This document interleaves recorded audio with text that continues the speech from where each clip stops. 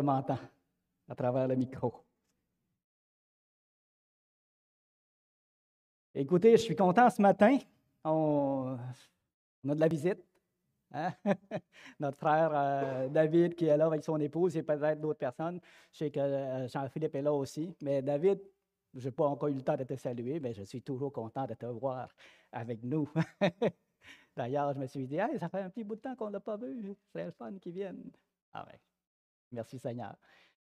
Ce matin, comme notre frère a mentionné, l'objet de mon message, c'est l'unité malgré nos différences. OK? Comme vous savez,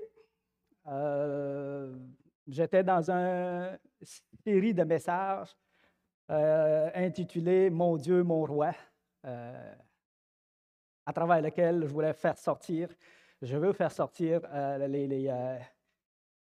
comment est-ce que c'est important d'avoir Dieu dans sa vie. Bon. Mais je vais laisser cette série de messages-là pour quelques dimanches et plus me verser dans ce message-là de l'unité malgré nos différences. Au fond, c'est une exhortation sur la nécessité de vivre dans l'unité, malgré nos différences. Comment vivre dans l'unité au milieu des convictions diverses? Parce qu'il ne faut pas se le cacher, on a des convictions diverses. Et malgré ça, le Seigneur nous demande de vivre dans l'unité, dans l'amour, dans la fraternité. Et comment qu'on fait ça? Bien, ce serait bon de le voir ensemble. On sait que, je ne veux pas qu'on se le cache, je ne veux pas se le cacher non plus. Dernièrement, on a vécu une période difficile. Il y a eu des liens brisés, il y a eu des pots cassés. Et je ne vous apprends rien en disant ça, puis ça serait bien qu'on se le dise et qu'on regarde ça, parce que le COVID a mis en lumière nos différences. Okay? La différence dans notre façon de penser, la différence dans nos convictions, la différence dans nos limites, nos tolérances, etc. Puis, ça étant mis en lumière, ben, ça a fait des chocs, ça a créé des chocs, ça a créé des malaises. Puis j'aimerais que vous sachiez que depuis la formation du nouveau conseil, on a discuté de ça en conseil. On se le devait. Si on voulait plaire au Seigneur, on se le devait. On ne pouvait pas laisser l'Assemblée souffrir sans faire quelque chose.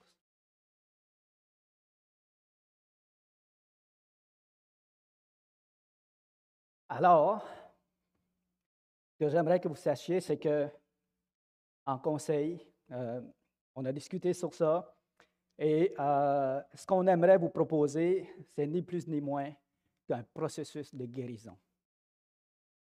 Et ça, j'aimerais le dire comme ça. Un processus de guérison dans le Seigneur. Et on aimerait revisiter avec vous tous les principes autour de ça. Qu'est-ce qui nous a divisés? Comment est-ce qu'on peut réparer ça? Qu'est-ce que le Seigneur nous dit de faire? Comment doit-on agir? On aimerait revisiter ça ensemble. Puis ce dimanche, c'est une des le premier dimanche pour une série de messages. Puis la semaine prochaine, comme notre frère avait mentionné, nous allons faire un culte spécial. Et ça, c'est suite à la proposition d'une sœur que le Seigneur a touché son cœur. Ce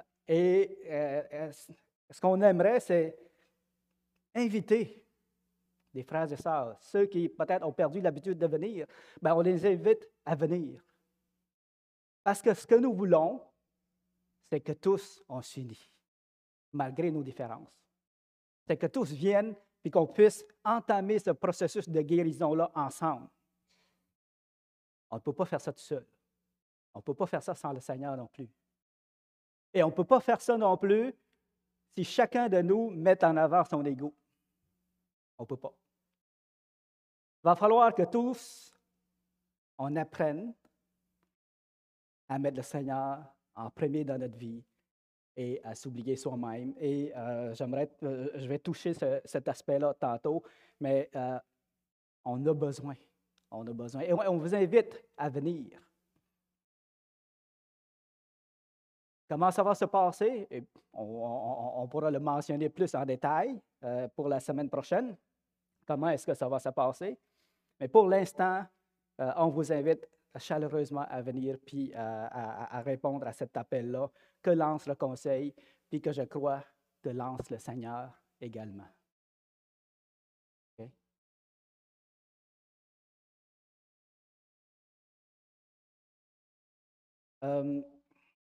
Avant de continuer, on va prier.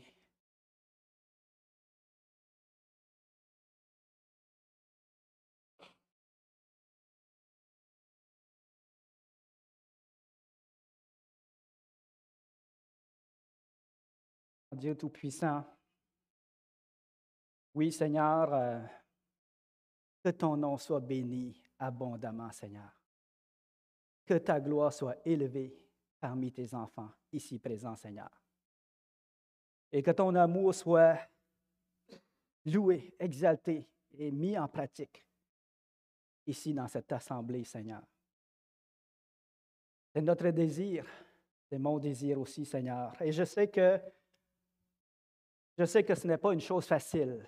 Ce n'est pas l'œuvre d'un homme, mais c'est ton œuvre. Et c'est en nous confiant en toi, Seigneur, qu'on veut avancer là-dedans. Et moi, personnellement, j'ai tout remis cela entre tes mains. Je sais que je ne peux rien faire. Le conseil ne peut rien faire. On peut juste chercher à faire ta volonté, mais c'est toi qui vas transformer les cœurs. C'est toi qui vas toucher les cœurs. C'est toi qui vas transformer les vies, comme tu as transformé la vie de notre frère Steve.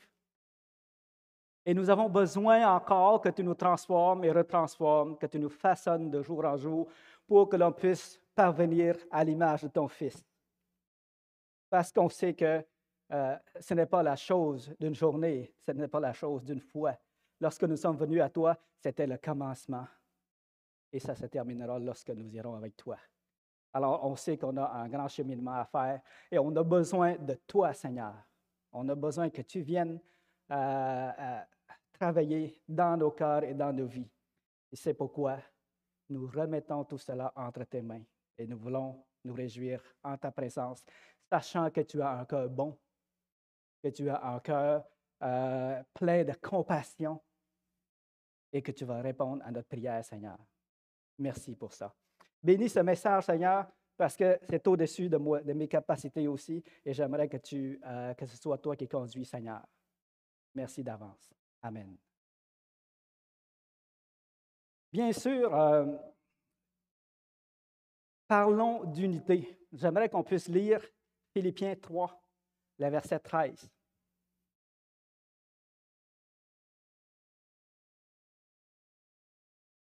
On va y aller étape par étape. Philippiens 3, le verset 13, ça dit ceci. Frères, je ne pense pas l'avoir saisi. Ici, si vous lisez le verset avant, il parle de la perfection. Okay? Frères, je ne pense pas l'avoir saisi, mais je fais une chose. Oubliant ce qui est en arrière et me portant vers ce qui est en avant, je cours vers le but pour remporter le prix de la vocation céleste de Dieu en Jésus-Christ. Nous tous qui sommes parfaits, ayons cette même pensée. C'est quoi cette pensée-là? C'est la pensée de oublier ce qui est en arrière, de regarder ce qui est en avant, puis de se porter vers le but. Puis ça, là, l'apôtre dit, faisons ça ensemble. Faisons ça ensemble. ayons un même désir, ayons un même cœur, ayons un même but. Marchons ensemble. Et c'est curieux parce qu'après ça, l'apôtre savait c'est quoi les obstacles qu'on allait rencontrer. Et il le dit tout de suite. Et si vous êtes en quelque point dans notre vie, Dieu vous éclairera là-dessus. Wow! L'apôtre croit que c'est possible de marcher dans cette même pensée-là, ayant ce même but-là et ayant ce même désir-là vers le Seigneur. L'apôtre sait ça. L'apôtre sait aussi qu'il y a des obstacles. S'il y a des points, en quelques points, que vous êtes dans notre vie, bien, Dieu vous éclairera là-dessus. J'aime bien sa façon de voir ici, sa façon de penser ici face à cette divergence de conviction. Premièrement, il demande à Dieu il remet ça dans les mains du Seigneur. Eh bien, mes amis, souvent on a besoin de se rappeler de ça. Remettre ça dans les mains du Seigneur, sachant que Dieu va éclairer, va amener les gens, chacun dans sa marche, dans l'étape où il est, à avoir sa volonté. Il peut y avoir des divergences en cours de route. OK? Et ce qui va suivre, c'est tellement important, là. Seulement au point où nous sommes parvenus, marchons dans le même pas. L'exhortation est claire. Il peut y avoir des points différents, des points de vue différents entre chacun de nous. Mais laissons pas ces points de vue-là nous diviser. Nous sommes des enfants de Dieu, oui ou non? Avons-nous la sagesse de Dieu, oui ou non? Nous a-t-il parlé? Nous a-t-il montré comment ça marche? Comment on devrait marcher? Oui, il l'a fait. Avons-nous l'Esprit de Dieu en nous et la force pour pratiquer l'amour de Dieu? Oui, on l'a. Il faut être attentif. Il faut aussi, peut-être, on verra tantôt, oublier son moi aussi, personnel. Et mettre en application les enseignements de Dieu à ce sujet-là. C'est intéressant parce que le verset 15, ça nous dit « Nous tous qui sommes parfaits ». Écoutez, ce n'est pas n'importe qui, là. L'apôtre Paul parle pas à n'importe qui. À des gens que Dieu a déclarés parfaits en son Fils. Puis malgré tout, parmi ces hommes parfaits-là, ces femmes parfaites-là, il peut y avoir des différences. Okay? Et l'apôtre va nous montrer comment agir avec ça, dans le but, ayant cette même pensée-là, le but de marcher en avant vers le Seigneur. Ça, s'il y a quelque chose qui devrait nous unir, là, c'est ça. C'est cette même pensée, ce même but-là.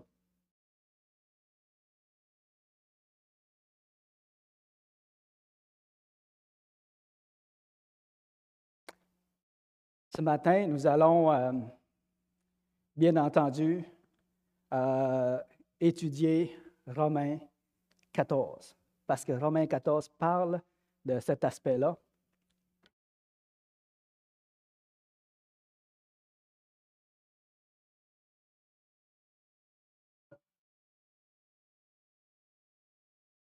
On le verra.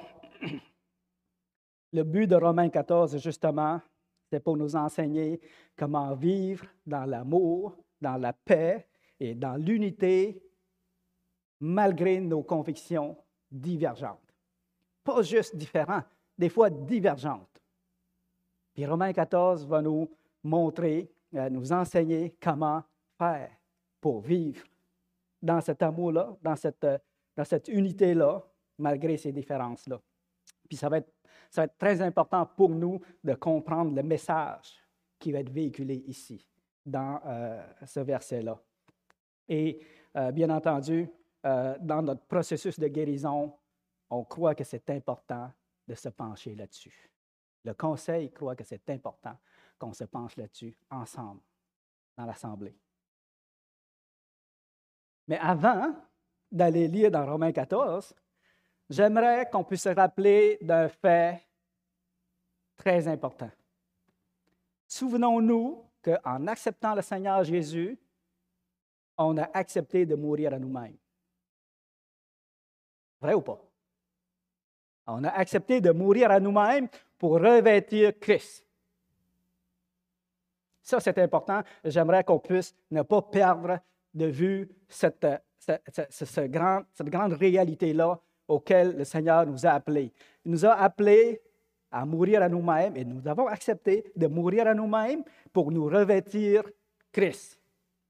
Pour que ce ne soit plus nos opinions personnelles ou charnelles ou nos convictions personnelles qui nous guident, mais plutôt que ce soit la pensée de Dieu qui dirige nos actions, nos motivations.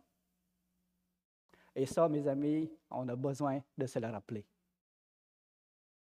Parce qu'on sait très bien que nos pensées, personnelles et charnelles, ne sont pas celles de Dieu. OK? Dans Ésaïe 55, le verset 8-9, ça dit « Mes pensées ne sont pas vos pensées, et mes voix ne sont pas vos voix. Autant les cieux sont élevés au-dessus de la terre, autant mes voix sont élevées au-dessus de vos voix, et mes pensées au-dessus de vos pensées. » Et on le sait, ça. Quand on vient au Seigneur, on sait. On sait qu'en tant qu'être humain, là, on est hors tract face à la parole de Dieu.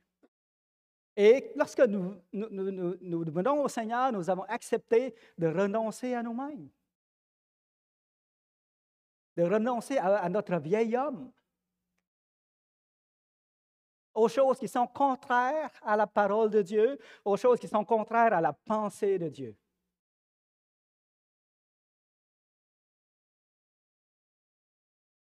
J'aimerais qu'on puisse lire dans Éphésiens, le chapitre 4, le verset 17.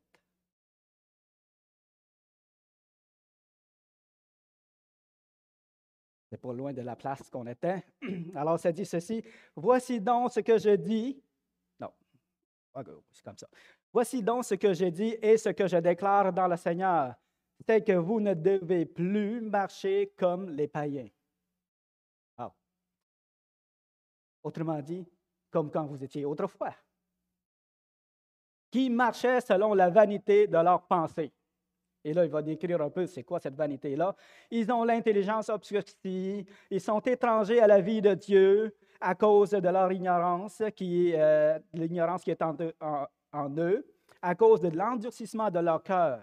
Ayant perdu tout sentiment, ils se sont livrés à la dissolution pour commettre toute espèce d'impureté jointe à la cupidité. Et là, l'apôtre va nous dire quelque chose d'important ici. Mais vous, là, ce n'est pas ainsi que vous avez appris Christ. Si du moins vous l'avez entendu, et si conformément à la vérité qui est en Jésus, c'est en lui que vous avez été instruits à vous dépouiller, mon ami, à vous dépouiller, eu égard à votre vie passée, qui n'était pas selon la volonté de Dieu,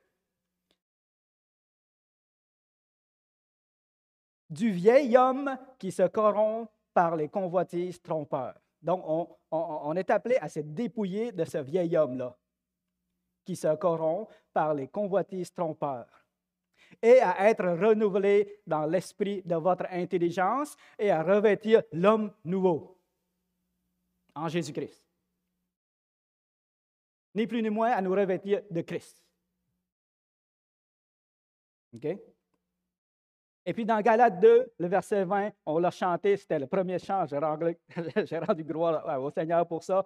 Ça dit, j'ai été crucifié avec Christ, et si je vis, ce n'est plus moi qui vis, mais c'est Christ qui vit en moi.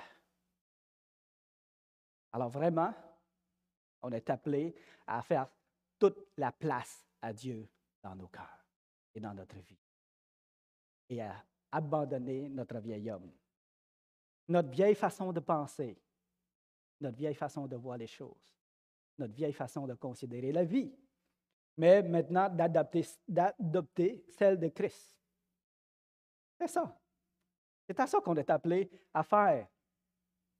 Et donc, si on revient aux convictions, si on revient aux opinions, lorsqu'on a à défendre une conviction ou une opinion, comme vous voulez, bien, c'est celle de Dieu qu'on doit défendre. C'est celle de Dieu qu'on doit défendre. Ou à tout le moins, celle qu'on croit être de Dieu. Okay? Parce qu'on reconnaîtra, comme tantôt, on a lu dans Philippiens, que voulant faire la volonté de Dieu, bien, on a des points de vue différents. On aborde les choses différemment et on peut avoir des avis différents. Mais il ne faut pas oublier une chose, dans Romains 14, il va nous dire, ces différences-là, c'est des différences qui sont motivées quand même par le désir de plaire à Dieu, par le désir de laisser la place au Seigneur. Okay? Donc, j'aimerais qu'on puisse aller lire dans Romains.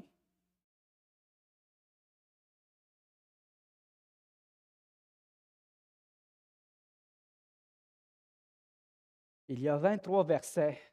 Ce que j'aimerais, c'est que 2 personnes le lisent, peut-être chacun une moitié, parce que si je le lis, je vais risquer de commenter en cours de lecture. Puis ce matin, j'aimerais ne pas faire ça. J'aimerais le commenter seulement après la lecture. Alors, je demanderai à 2 personnes de le lire pour moi, si vous voulez bien. Il y a celui qui est faible dans la foi, et ne discutez pas sur les opinions. Tel croit pouvoir manger de tout. Tel autre qui est faible ne mange que des légumes. Que celui qui mange ne méprise point celui qui ne mange pas, et que celui qui ne mange pas ne juge point celui qui mange, car Dieu l'a accueilli.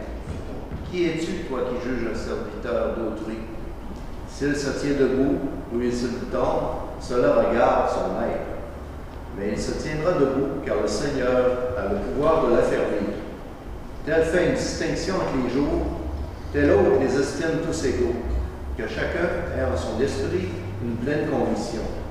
Celui qui distingue entre les jours agit ainsi pour le Seigneur. Celui qui mange, c'est pour le Seigneur qu'il mange, car il rend grâce à Dieu. Celui qui ne mange pas, c'est pour le Seigneur qu'il ne mange pas. Il rend grâce à Dieu. En effet, nul ne vit pour lui-même et nul ne meurt pour lui-même. Car si nous vivons pour le Seigneur. Et si nous mourons pour le Seigneur. Soit donc que nous vivions, soit que nous mourions, nous sommes au Seigneur. Car Christ est mort et il a vécu, afin de dominer sur les morts et sur les vivants. Mais toi, pourquoi juges-tu ton frère? Ou toi, pourquoi méprises-tu ton frère? Puisque nous comparaîtrons tous devant le tribunal de Dieu. Car il est écrit, je suis vivant, dit le Seigneur, tout genou fléchira devant moi, et toute langue donnera gloire à Dieu. Ainsi chacun de nous rendra compte à Dieu pour lui-même. Une autre personne? Peux-tu en donner le référent? Romains 14. On est rendu au verset 13.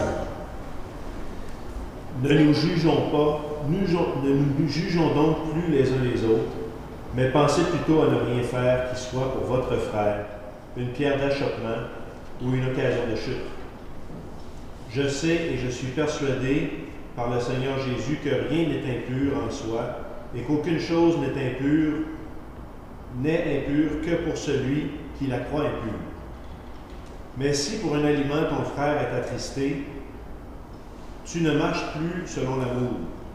Ne cause pas à ton frère, par ton aliment, la perte de celui pour lequel Christ est mort. Que votre privilège ne soit pas un sujet de calomnie. Car le royaume de Dieu, ce n'est pas le manger et le boire, mais la justice, la paix, la joie par le Saint-Esprit. Celui qui sert Christ de cette manière est agréable à Dieu et approuvé des hommes. Ainsi donc, recherchons ce qui contribue à la paix et à l'édification mutuelle. pour un aliment ne détruit pas l'œuvre de Dieu. En vérité, toutes choses sont pures, mais il est mal à l'homme, quand il mange, de devenir une pierre d'achoppement.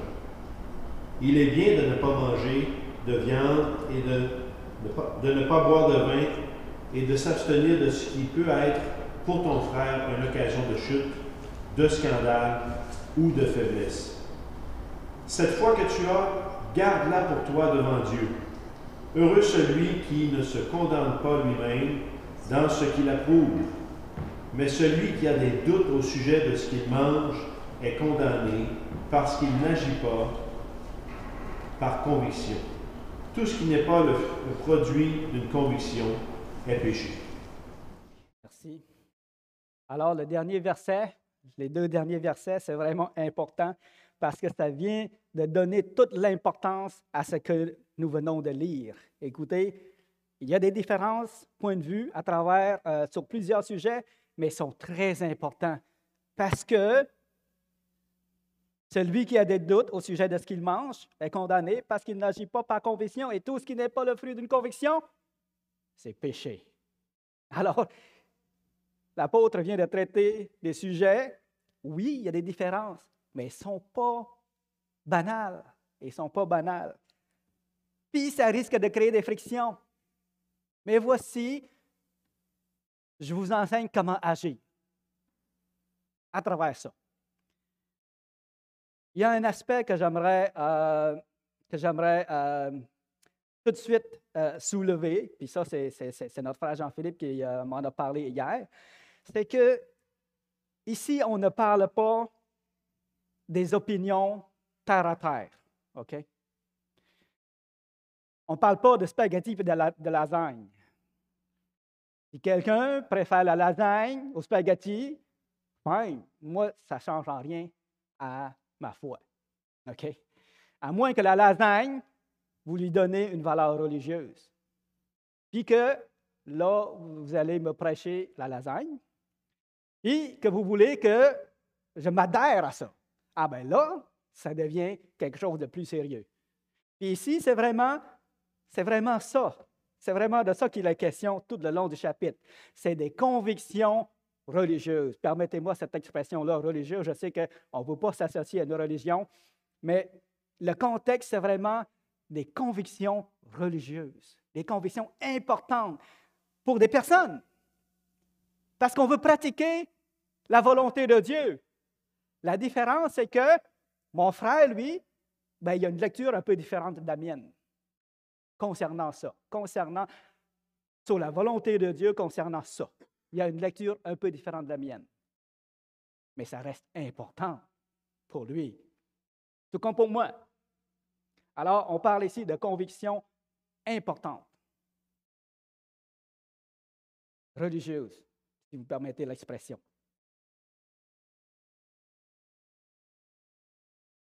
Et dans ça, ce que l'apôtre nous enseigne, il y a deux grands principes que j'aimerais faire ressortir. Le premier principe, c'est le respect. On va le voir. Le deuxième principe, c'est le sacrifice. À un moment donné, l'apôtre Paul va dire, il faut que quelques-uns fassent des sacrifices pour garder cette unité-là, pour garder l'amour, pour pratiquer ce que le Seigneur nous demande. Alors, le premier verset, « Faites accueil à celui qui est faible dans la foi. » Ça, là, mes amis, ça se réfère au sacrifice qu'on est appelé à faire dans certaines circonstances. Et ça va nous être expliqué du verset 15 jusqu'au verset 22.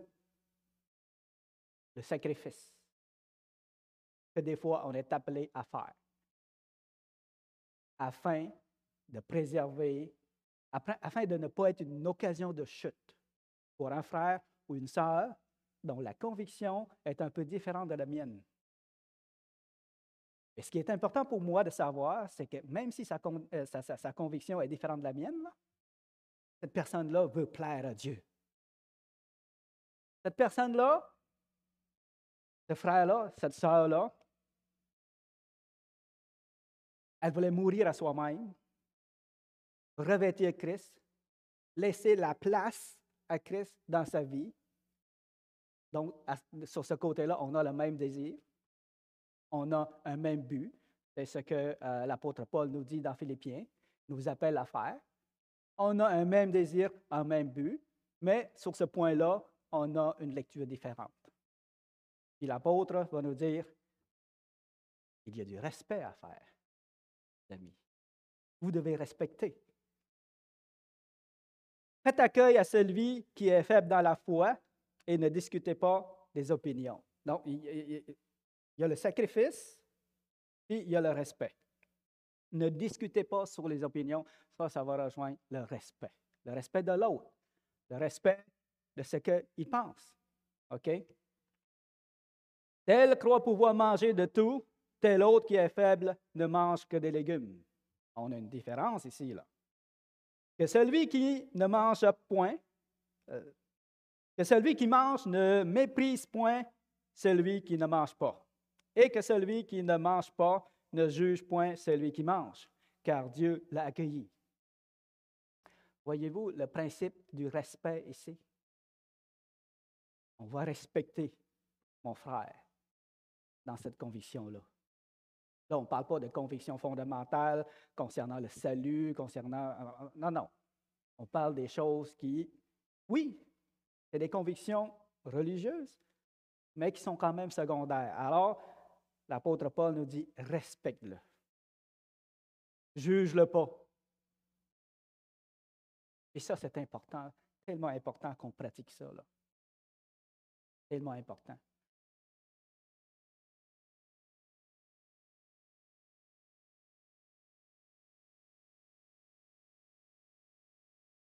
Puis c'est quoi respecter? C'est quoi respecter l'autre? Bien, c'est accepter que l'autre pense différemment sur ce point-là, ou que l'autre fasse des choses différemment. Ne pas juger, ne pas critiquer. C'est important, ça aussi. Peut-être qu'en tant qu'assemblée, on devrait réfléchir là-dessus, là, méditer sur ça, puis se poser la question, est-ce que j'ai failli à ces choses-là? Chacun de nous, là, dans notre cœur, peut-être qu'on devrait s'examiner et réfléchir à ça. Est-ce que j'ai failli à ça? Est-ce que j'ai critiqué? Est-ce que j'ai jugé? Est-ce que j'ai manqué de respect envers un frère ou une sœur?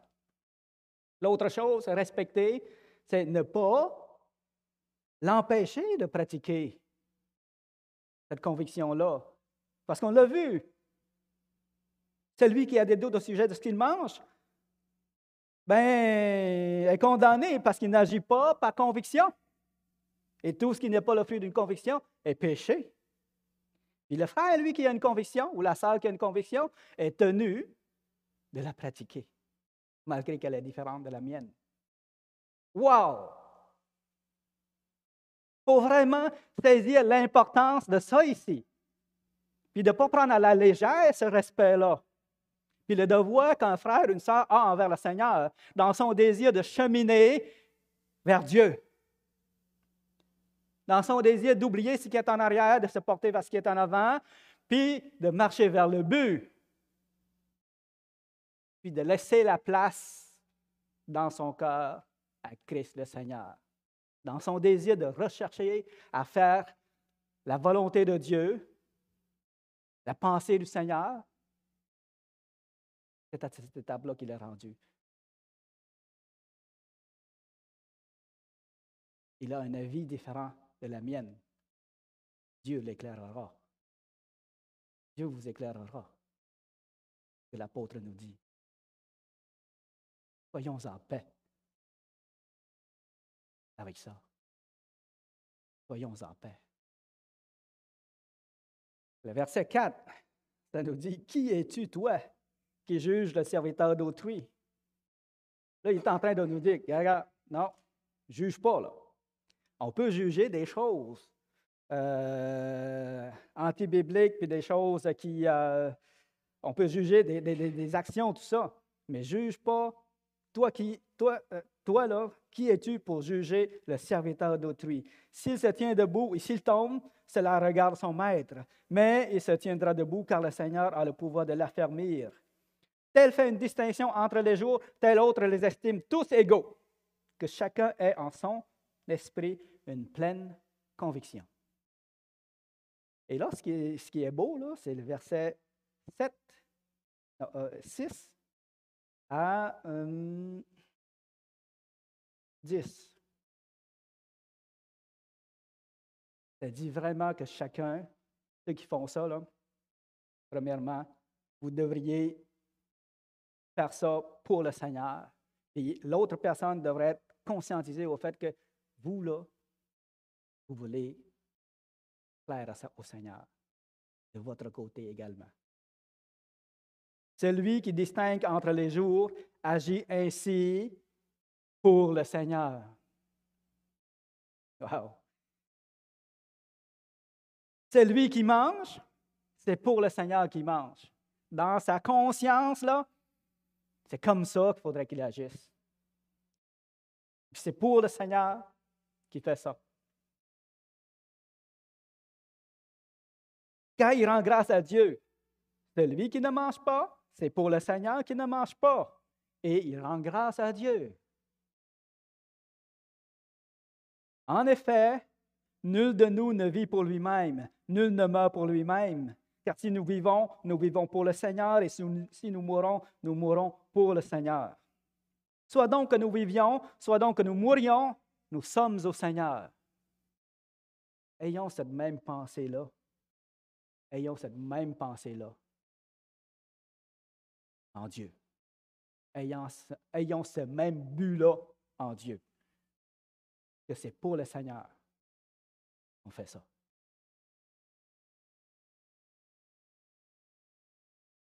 Si moi, je défendais une opinion personnelle, exemple, qui n'est pas biblique, pas de Dieu, tout ça, bien, je suis charnel. Je ne laisse pas la place au Seigneur. Mais si je suis convaincu d'une chose, bien, je vais chercher à faire ça pour le Seigneur. C'est ça ici que la parole nous enseigne. De faire toutes choses pour le Seigneur. Et maintenant, ne jugez pas les uns les autres sur ces choses-là. OK? On revient dans le respect. C'est quoi respecter l'autre? On avait mentionné accepter que l'autre pense différemment, faire les choses différemment, ne pas juger, ne pas critiquer, ne pas l'empêcher de pratiquer sa conviction, ne pas chercher à lui imposer notre conviction non plus. Là, on parle toujours des convictions de ce type-là. Là. On n'entre pas dans les doctrines fondamentales, tout ça. On parle de ces convictions-là. Écouter avec respect. Ça, là, ça fait partie du respect. Là. Écouter. Permettre à l'autre de s'exprimer afin qu'il se sente écouté, respecté et aimé. On ne peut pas dire qu'on respecte quelqu'un si on ne veut rien savoir de lui. Là. Si mon frère vient me dire « Hey, Costal, j'aimerais ça te parler de quelque chose. » Puis là, j'ai dit « Non, je ne veux rien savoir. Je ne prends pas la peine de l'écouter. » Il ne faut pas dire que je le respecte, là.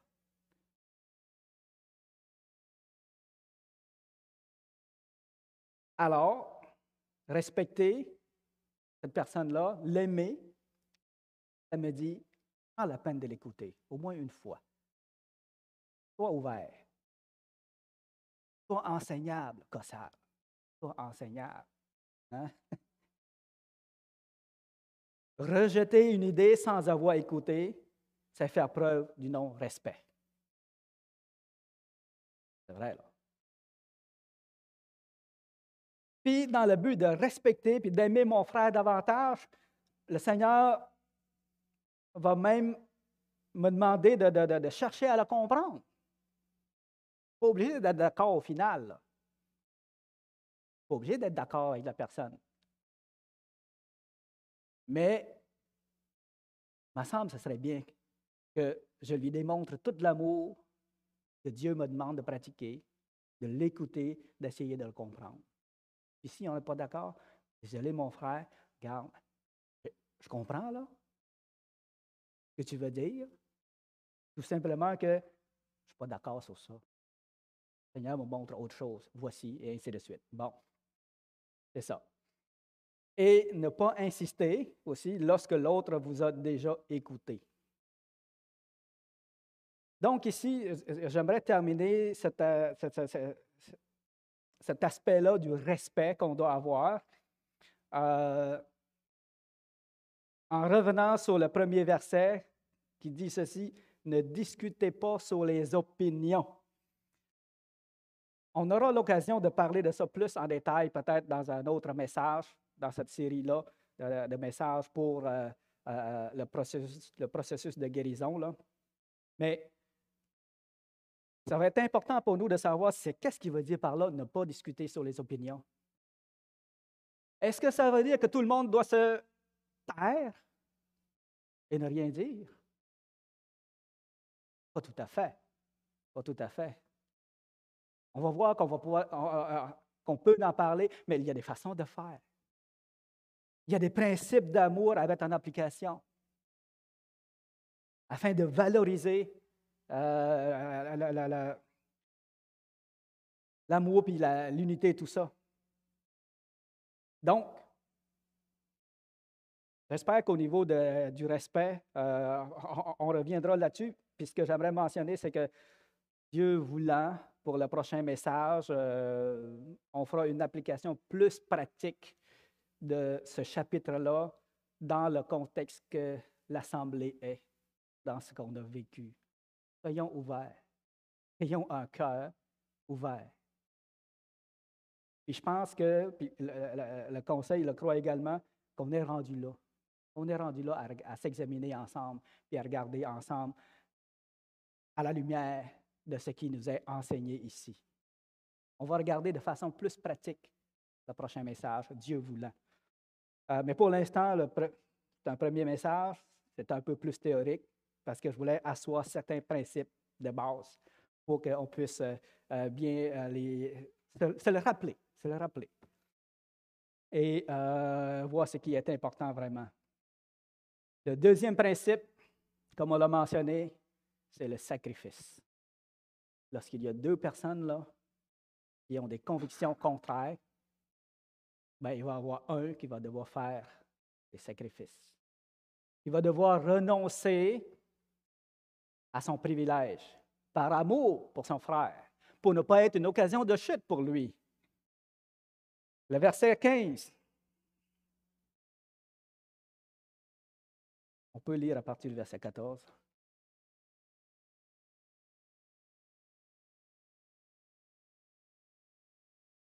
Je sais et je suis persuadé par le Seigneur Jésus que rien n'est impur en soi et qu'une chose n'est impure que pour celui qui la croit impure. Ça, là, c'est la conviction de Paul. Il dit, malgré que j'ai cette conviction-là, là, si pour un aliment, ton frère est attristé, tu ne marches plus dans l'amour. Wow! Il est en train de dire ici, c'est que c'est bien beau, tu as une conviction, là. C'est bien beau que tu penses que ça, là, ça vient de Dieu. C'est bien beau que tu veuilles plaire au Seigneur pour pratiquer ça, là. Mais ton frère, lui, il a de la misère avec ça. Ou ta sœur a de la misère avec ça. Puis là, s'il te voit faire ça, là, ben, ça se peut que ça va l'affecter. Moi, je vous dis qu'une chose. Premièrement, on est appelé à être mature. On est appelé, tout le monde, à grandir dans le Seigneur. Et on devrait être capable d'accepter que l'autre pratique ça, selon sa conviction. On devrait être capable. Mais on n'est pas tous rendus là. Il va y avoir des gens que ça va l'affecter. On a tout un cheminement à faire personnel avec le Seigneur. Le Seigneur travaille dans nos vies, dans nos cœurs. Et à un certain moment donné, il y a des choses parce qu'on est rendu à cette étape-là, il y a des choses qu'on va être mal à l'aise. Puis nous, là, ce que l'apôtre Paul nous demande, c'est que si tu sais que ça, là, ça va blesser ton frère, ta sœur, que ça va le déchirer, ben, pratique l'amour. Pratique l'amour. Renonce à ce privilège-là. Aie soin de ton frère. Aie soin de ta sœur. N'agis pas pour provoquer une occasion de chute pour lui. Et ça nous dit, le verset 16, que votre privilège ne soit pas un sujet de calomnie. Car le royaume de Dieu, et ça j'aime ça, là, le royaume de Dieu, ce n'est pas le manger et le boire, mais la justice, la paix, la joie et le Saint-Esprit. Wow! Moi, là, si en mangeant du spaghetti, là, je sais que je blesse quelqu'un, là, ils me le disent, il m'a arrêté de manger du spaghetti devant lui, là. Hein? Pas compliqué. Même si je préfère le spaghetti à la lasagne, je vais être capable de dire, OK, par considération envers mon frère, ma soeur, ben, je ne le mangerai pas devant lui. OK? Car le royaume de Dieu, ce n'est pas le manger et le boire, mais la justice, la paix, la joie par le Saint-Esprit. Que celui qui sert Christ de cette manière est agréable à Dieu et approuvé des hommes. Ainsi donc, recherchons ce qui contribue à la paix et à l'édification mutuelle. C'est ça qui devrait être mis en avant-plan, qui devrait être priorisé. C'est ça qui devrait indiquer notre façon de conduire. Plus important que mon privilège. Plus important que mon droit. OK? C'est ça qui devrait motiver notre conduite. Je reviens encore sur ce que Paul a dit dans Philippiens. Ayons cette même pensée, ce même but, ce même désir. Grandir ensemble dans le Seigneur. Voilà. C'est ce qu'on veut faire. Ne laissons pas nos différences sur ces points-là, là, nous détruire. Ça serait donner un accès, un avantage au diable, à Satan. Alors qu'on est supposé d'être plus fort, parce qu'on est du côté de Dieu, je vous le rappelle. On est du côté de Dieu. Et Dieu est avec nous. Puis celui qui est en nous est plus puissant que celui qui est dans le monde. On devrait être vainqueur et non vaincu. Même dans le temps de COVID, là, on devrait être vainqueur et non vaincu par le COVID. Puis ça, là, ça devrait être notre but commun.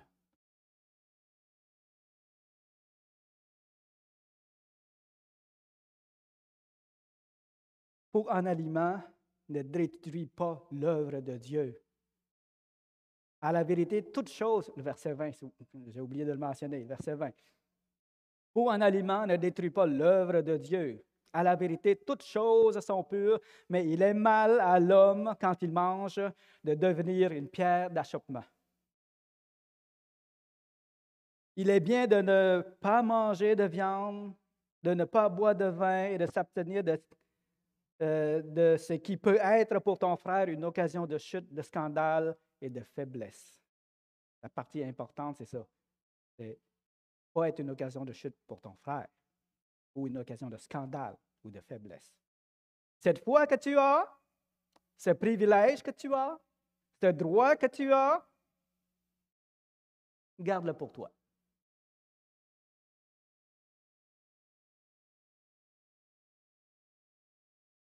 Dans ce contexte-là, heureux celui qui ne se condamne pas lui-même dans ce qu'il approuve. Wow. Alors, j'aimerais que ça, j'espère que ça nous a aidés. C'est des enseignements qu'on connaît. Mais ce matin, je pense que je ne vous ai appris rien de nouveau, mais tout simplement faire ressortir les points importants. Peut-être qu'on a failli dans le passé, peut-être qu'on devrait se réaligner avec ce qui est enseigné ici. Puis aussi, comment je pourrais dire? Chercher à pratiquer l'amour de Dieu à travers tout ça.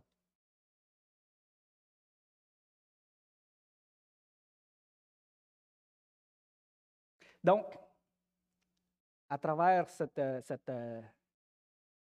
avec ces convictions-là qui sont divergentes, différentes, le Seigneur nous appelle à vivre dans l'amour, dans l'unité et dans la fraternité. Moi, je pense que ici, là, des fois, on se pose la question, Seigneur, pourquoi c'est compliqué?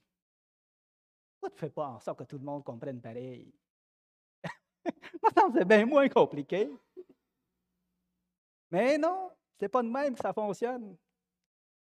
Le Seigneur nous laisse des choses pour que, regarde, lui comprend différemment. Savez-vous quoi?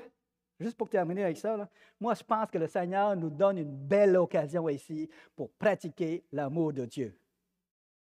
Si on était tous pareils, là, si vous êtes tous fins, si vous êtes tout cute, tout beau, que je n'ai pas de misère à vous aimer, ah ben, regarde, il n'y a aucun sacrifice ici.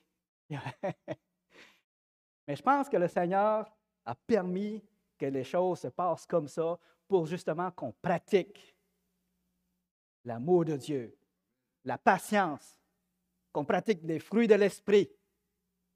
Lui, là, il est moins aimable. Oh, lui, là, il pense bizarre. Mais Dieu veut que je l'aime pareil. C'est ça. C'est ça qu'il faut comprendre.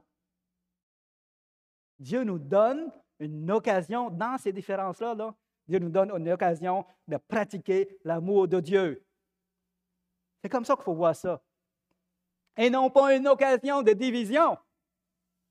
C'est tout le contraire. Ce n'est pas une occasion de division que le Seigneur nous donne. Il veut qu'on vive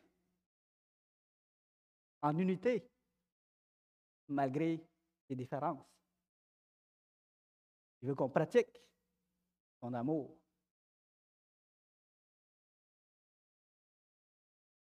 Alors, je vais m'arrêter ici. Puis, ce que j'aimerais réitérer, priez pour nous. Priez pour le conseil. Vous savez que ce n'est pas un sujet qui est facile à aborder. J'ai attendu quand même longtemps avant d'aborder ces choses-là parce que je ne veux pas brusquer personne. Puis aussi, je veux que le conseil puisse être en harmonie avec toutes ces choses-là. Et puis, on veut entamer ce processus de guérison-là ensemble avec vous. Puis,